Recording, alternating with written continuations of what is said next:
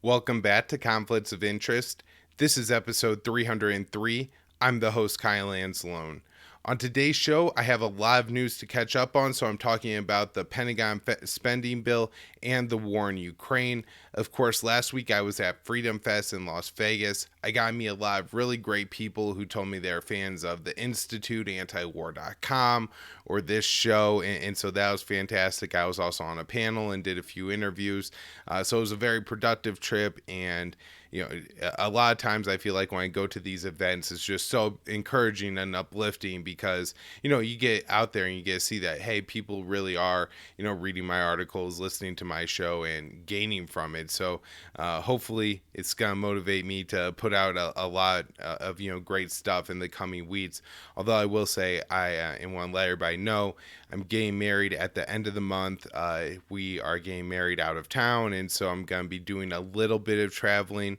My plan is to have 3 shows for everyone, 3 shows every week for the next 3 weeks as, I'm doing a little bit of traveling and getting married and all that. But at the same time, if I do miss a show or shows are coming out late or something like that, please be understanding. I got a lot going on in my personal life the next couple weeks, but I'm going to try to continue to do the shows and some writing when I can because I really do love doing this stuff. Just again, the show is hosted at the Libertarian Institute. We repost it on the blog at antiwar.com, YouTube, Rumble, and Odysee for the video version of the show. Anywhere you can listen to audio podcasts, and it's also on the Libertarian Institute all podcast feed, along with the Scott Horn Show and a lot of other great podcasts. And then you can support the show directly by donating at Patreon or Subscribestar or in crypto. All those links in the show notes page. You can also help the show by doing your CBD shopping at Paloma Verde. PalomaVerdeCBD.com. The promo code is PEACE. They have a lot of great high quality products at Paloma Verde.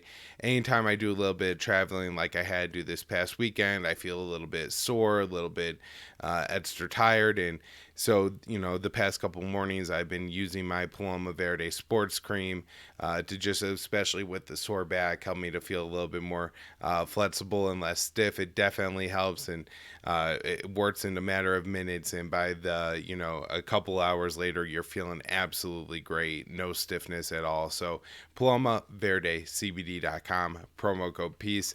All right, let's get into the episode. The first article we have today is from Dave DeCamp, titled House Passes $850 billion NDAA, adding $37 billion more than Biden requested. This from July 14th.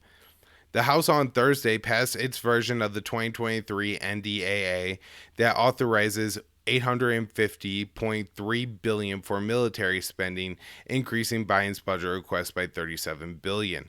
The massive spending bill passed a vote of 329 to 101, with 62 Republicans and 39 Democrats saying nay. The Senate still has yet to pass its version of the NDAA, which is even bigger than the House one at $858.5 billion.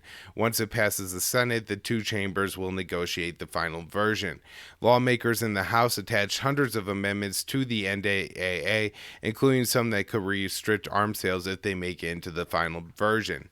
Now, in the past on the show, we've done a lot of coverage on the NDAA and really how this whole process works, where you have the initial bill put forward by the White House and the Department of Defense, and sometimes there's some discrepancies between what the DoD and what the White House wants, and then it goes into Congress and they mark it up with a whole bunch of bills. They usually add a few tens of billions of dollars to the bill, and then there's also sometimes some votes on things like a Yemen war powers resolution, a Syria war powers resolution, things blocking arms sales to Saudi Arabia, and sometimes they do make it into, say, the House version of the bill or the Senate version of the bill, but typically it's during conference committee where the leadership of the 2 parties in the 2 houses get together and essentially just make a uber war state bill that strips out any kind of oversight, any kind of restrictions or scaling back of the war state, and only keeps in the parts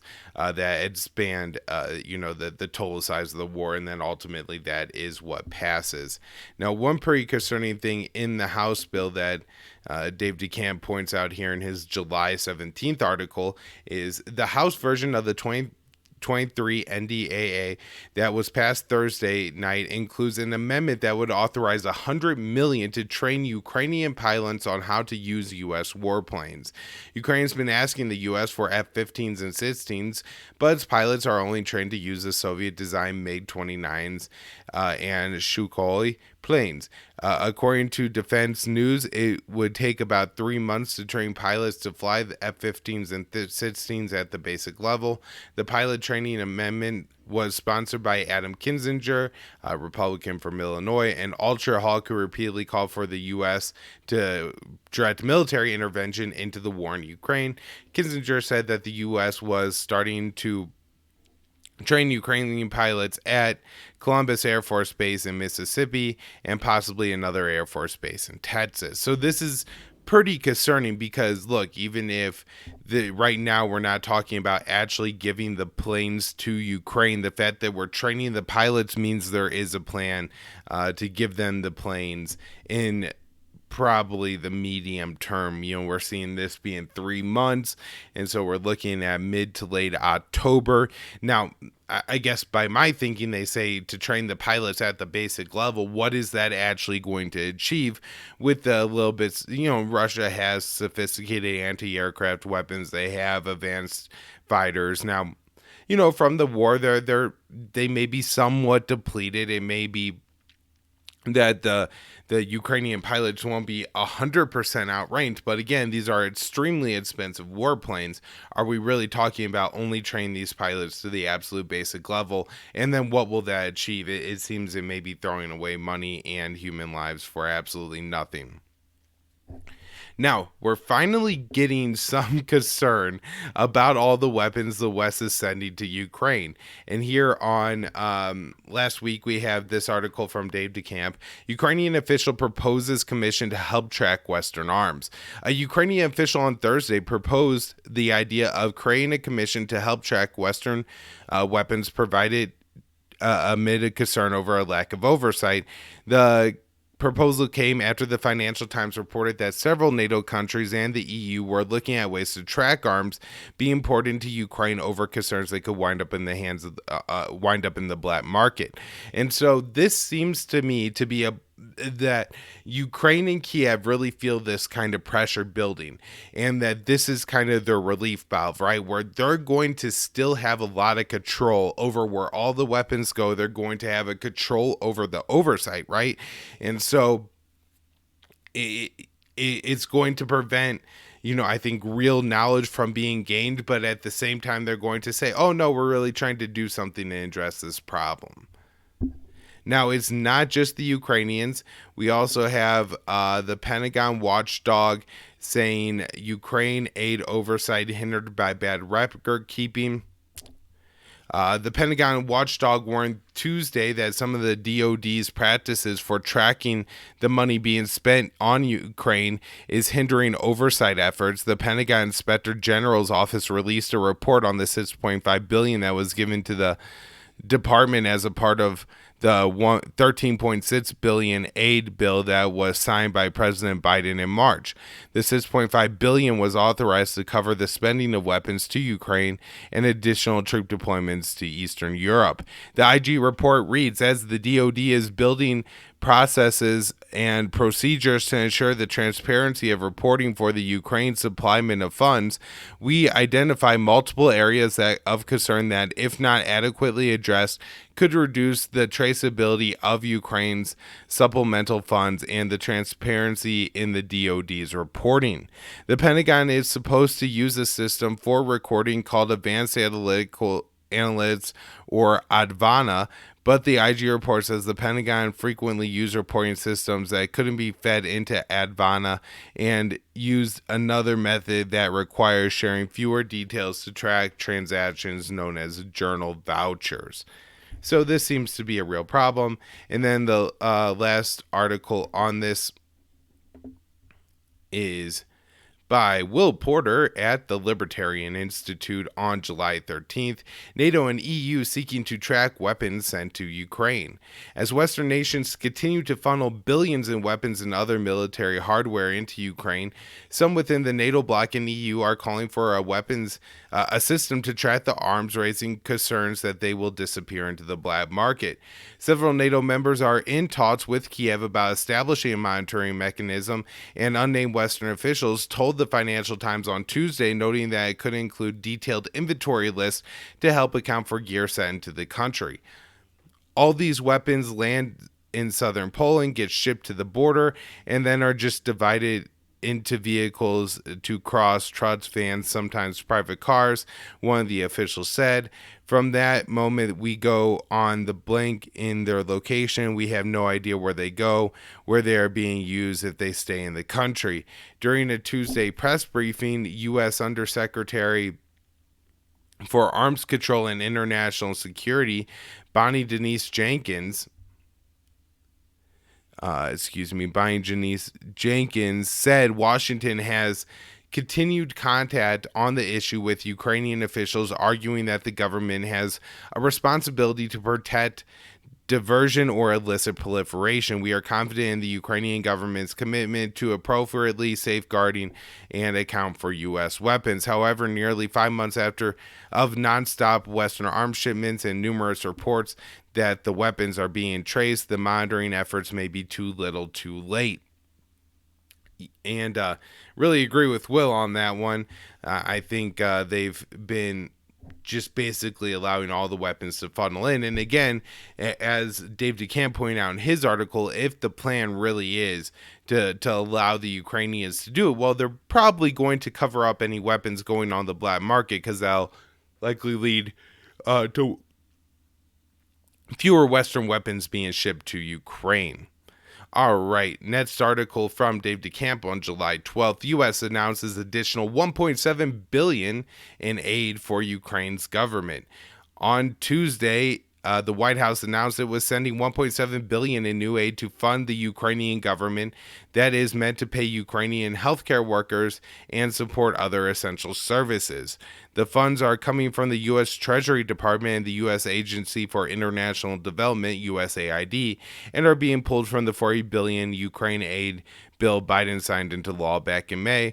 Also on Tuesday, the EU approved a new Ukraine aid package for 1 billion euros in loans. The billion is the first payment that's a part of a EU plan that will provide Ukraine with 9 billion euros in financial assistance. And so just more and more money flowing and then directly to the Ukrainian government. Again, it's I don't support a lot of foreign aid or anything like that, but there are, millions and millions of displaced Ukrainians, and largely, this is a result of Western policy. And so if these Western countries were really just making sure that the Ukrainians arriving in Poland and these other countries weren't sleeping in tents or on the ground, we're putting them up in hotels or things like that. If we're spending $1 billion here and there on that, that's one thing. But these weapons are just prolonging the war, and giving the money to the Ukrainian government is likely going to just see a large portion of that money stolen. All right, next up, Biden says Russia's war in Ukraine must be strategic failure. This is pretty provocative, and I believe he said it on his trip to the Middle East. So in Israel on Thursday, President Biden reiterated that he wants to see Russia failing Ukraine, declaring that Russian President Vladimir Putin must suffer a strategic failure in his war. Putin's war must be a strategic failure, and the world must sustain our resolve to help Ukraine defend its democracy, Biden said at a joint press conference with Israeli Prime Minister Yair Lapid. The United States will continue to support Ukraine and the Ukrainian people who have been devastated and displaced by Russian violence. Biden has made it clear that he is ready to back Ukraine in its war for years to come. He said at the recent NATO summit in Madrid that he is willing to support Ukraine for as long as it takes to see Russia defeated. Now, I think there's a couple interesting things here. The first, of course, is that Biden makes this statement during his trip to the Middle East, but he also makes it in Israel and with the Israeli Prime Minister. Now, Israel, along with Turkey, are the two countries that have made any effort at diplomacy. And while the Tel Aviv-Moscow relationship has suffered in recent months, and in part because of Moscow's actions, I do see this as like being unnecessary and could potentially create more problems between Israel and Moscow. And, if these two countries could repair ties a little bit, Israel, along with Turkey, could be key in negotiating any kind of deal to stop the war in Ukraine. But I really don't think our officials in Washington want to see that. And that's part of the reason why we saw the reaction that we did. Now, Joe Biden just made a trip to the Middle East, and I wrote this article today for the Libertarian Institute. Putin will make Mideast visit, cementing Moscow's shift east and south. President Vladimir Putin will visit Turkey and Iran, or he's going to visit Iran and then meet with the Turkish leader there. The Russian leader's planned travels will be his second trip abroad after the invasion and follows President Joe Biden's trip to the Middle East, to Saudi Arabia and Israel. In Iran, Putin will meet with Turkish President Recep Tayyip Erdogan and Iranian President Ibrahim Raisi. Ankara is a member of the NATO alliance and has attempted to facilitate negotiations between Kiev and Moscow. Erdogan's presence carries particular significance as Washington has attempted to rally its allies to isolate Moscow. Other Western leaders like Emmanuel Macron, the French president, have faced criticism for merely holding phone conversations with Vladimir Putin. Erdogan has played a critical role in encouraging talks between Ukraine and Russia and has allowed grain exports to be exported through the Black Sea. Last week, Ankara reported a trilateral agreement between Kiev, Moscow, and UN to allow cargo ships to securely transport Russian and Ukrainian food products will soon be signed. Putin will also likely attempt to deepen ties with Tehran shortly after Biden traveled to the Middle East to build an anti-Iran alliance. One topic on the agenda is Syria, where Iran and Russia support President Bashar al-Assad, and Turkey supports the Syrian rebellion based in the north.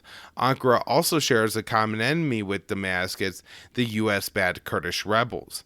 In recent weeks, Washington has claimed Tehran is preparing to aid Moscow's war effort in Ukraine with drones.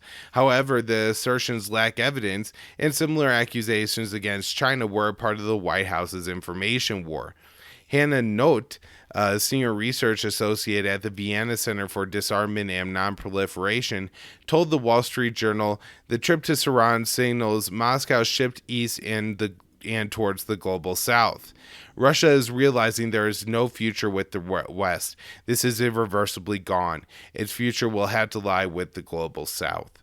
And so I do think, that this is probably what we're getting with Putin's trip. It's only his second trip out of the country since that war started. Now, a little bit more on that grain deal.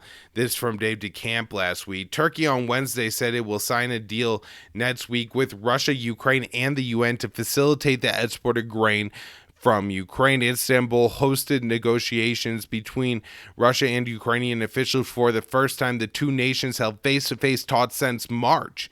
While there was progress on the issue of grain exports, UN Secretary General Antonio Guterres said there was a long way to go before there would be peace talks to end the fighting.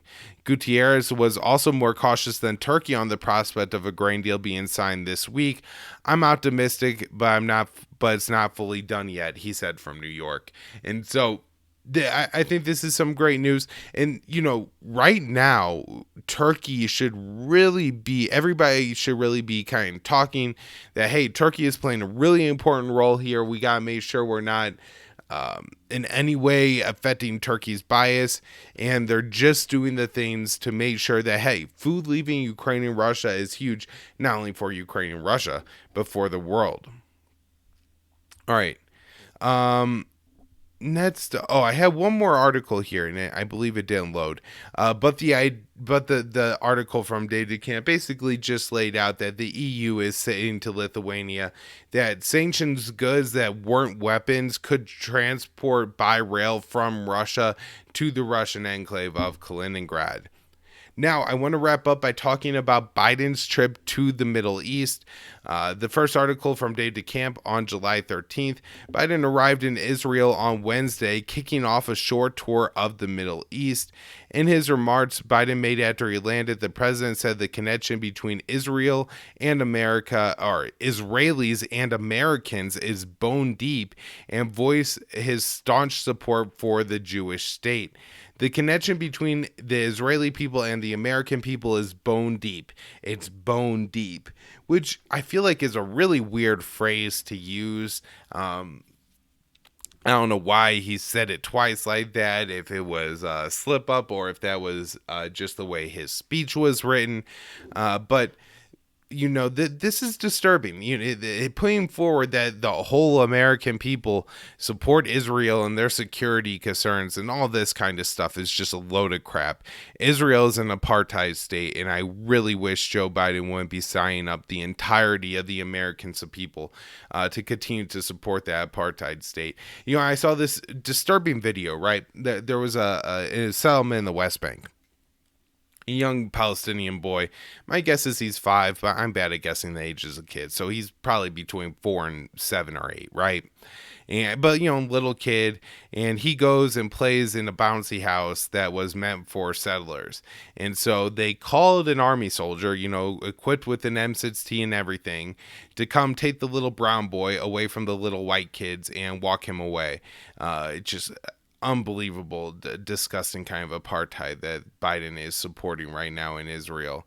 And so Biden also voiced support for the two-state solution, which is dead. And this is one of the ways that the U.S. helps Israel to maintain its apartheid state, is to claim that, eventually we're going to negotiate a two-state solution here, and once the Palestinians are all for that, then it'll finally get done and they'll be treated better. But it's kind of their own damn fault for not being more involved in negotiations to meet this two-state solution. But anybody who looks at a map of the West Bank knows that with all the different settlements and settler-only roads around the West Bank, there's not a continuous piece of land there anymore for the Palestinians. A two-state solution would just create like a bunch of ghetto Bantustans for the Palestinians to live in the West Bank, as Israel slowly just strangles the entire population to death. Biden also says the vast majority of the American people are devoted to Israeli security. On Thursday, Biden said he believes the vast majority of Americans are committed to Israeli security. The president made the comments from Jerusalem after holding a meeting with Israeli Prime Minister Yair Lapid.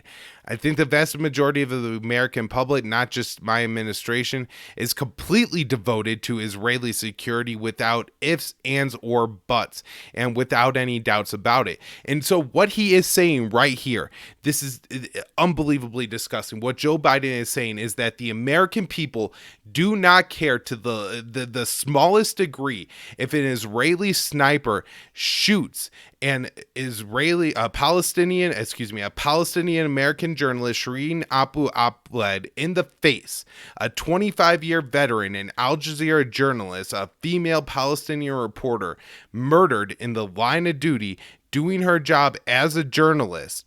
The American people do not care about that, is what Joe Biden is saying. All we care about is Israeli security. And that's because we have a president who's Israel's man in Washington and has said things in the past like, if Israel didn't exist, we would have to create an Israel, right? So even if there are just a bunch of Palestinian people living in the Middle East, we would have to go kill them, kick them off of their lands to create an Israel, because we need a state run by white people in the Middle East to ensure our interests in the regions. It's just absolutely absurd and disgusting. And this is, the American policy. Joe Biden is maybe slightly less supportive of Israel than Donald Trump was. But, with declarations like this, it's hard to see. He recently announced his support for Donald Trump's Abraham Accords. There's so many fools out there who really believe, these are Donald Trump tried to create peace in the Middle East with these Abraham Accords, and really what they are just weapons agreements, right? We sold weapons to the UAE so they would normalize ties with Israel, a state that they had never been at war with and already had covert intelligence and military ties with. So, this just becomes more overt. And then Israel says, well, you're giving more weapons to the UAE, so you got to give more weapons to us. With Sudan, we forced the government with, a poor country where people are starving. You got Sudan, really struggling. We get $300 million out of that country as a bribe. We have them normalize relations with Israel to take them off of the terrorism list. That's the Abraham Accords there. In Morocco, we recognize the Moroccan occupation and oppression of 500,000 people of Western Sahara. And in exchange, Morocco recognizes the occupation of the 5 million Palestinians in the occupied territories. And it's just... It's so stupid, but yeah, Biden's completely dedicated to it and is just ready to turn up the heat. And he's looking at this, what they're calling a air defense alliance in the Middle East that is going to have the U.S., Israel, Saudi Arabia, the UAE, and a few other countries basically join an anti-Iran ATSIS alliance. All right, Dave DeCamp from June 14th report, U.S. clinches deal for steps towards Saudi-Israeli normalization. The Times of Israel reported on Thursday that President Biden will announce during his visit to Saudi Arabia this weekend a deal between Riyadh and Cairo that will see the Saudis take steps towards normalization with Israel. And so, the only kind of similar policy the U.S. should have towards Saudi Arabia and Israel is that we're going to hold both of these countries accountable for killing journalists. We're going to hold Saudi Arabia accountable for killing Jamal Khashoggi, the Washington Report journalist. They killed him. They dismembered him in the Turkish consulate in Istanbul. As a candidate, Joe Biden said he would hold the Saudis accountable. Now, what does that mean to hold states accountable? From my perspective, that would mean to end aid to these states, where we're done giving military and other financial aid. These are wealthy Mideast states, and they could take care of themselves. If they're going to just murder innocent people, then we want no part in any association with either of these regimes. If individual citizens want to travel to Israel, Saudi Arabia, that is their own business. But as far as the state-run military-industrial complex is no longer selling our weapons to these two totalitarian, authoritarian governments, and we're done giving any financial military assistance to both of these countries. But essentially, Joe Biden promises the opposite during his trip, and we're going to step up military ties. Now, there is some dispute around what happened between Biden and MBS about Jamal Khashoggi at the meeting. President Biden told reporters on Sunday that one of Saudi Arabia's top diplomats did not give a truthful account of his meeting with the Crown Prince Mohammed bin Salman, the king's de facto leader. Biden met with MBS in Saudi Arabia on Friday and told reporters afterwards that he raised the issue of Jamal Khashoggi, the journalist who was killed by the Saudi agents at Saudi Arabia's consulate in Istanbul in 2018. U.S. intelligence later concluded that MBS ordered the killing. Biden said he confronted MBS about the killing and made it clear he views the Crown Prince as personally responsible. But Adel Al-Jabir, a Saudi top diplomat who attended the meeting, said he didn't hear Biden really blame MBS. I didn't hear that particular phrase, Al-Jabari told Fox News. The president mentioned that the U.S. is committed to human rights because since the founding fathers wrote the Constitution, and he made the point that American presidents, this is part of every agenda of every American president. Arriving back in Washington, Biden asked by reporters if Al-Jabari's account was true, to which he simply replied no. My guess is that the Saudi account here is probably actually a little bit more correct, and Biden made similar statements to Israel, maybe about the killing of Shireen Abu Akleh, but won't condemn either administration. Again, we help both of these governments so much kill all these innocent people. We could stop it, but we don't. All right, last thing here today, Israel showcases air defense systems to Biden, including new laser iron beam. I'm very skeptical of this system. I guess if there's a conflict that breaks out between Israel and Gaza or something like that, we may get a little bit of an idea of how this system works if um, it really is effective and can take down rockets with nothing more than concentrated light. At the same time, I think it's probably possible, and countries are getting closer to this kind of technology, but it seems a little unrealistic to me. Again, we'll see. And yeah, so that's one of the things that they're talking about in Israel. All right, I think that wraps up the coverage I have today. I'm sure we'll have a little bit more on Biden's trip to Israel later in the week when Connor Freeman comes on to talk about Iran. I didn't want to get into too much of that today because I knew Connor was going to talk about that later in the week. Again, everyone, thanks so much for tuning in and all the support that you guys have given the show. And I just want to remind people that got a lot of stuff coming up with the wedding in 2 weeks, and so if shows are coming out later where I do miss an episode, I do apologize. Doing the best I can here, but it's going to be a couple of chaotic weeks. Appreciate all the support so much, and I will be back with more shows later in the week.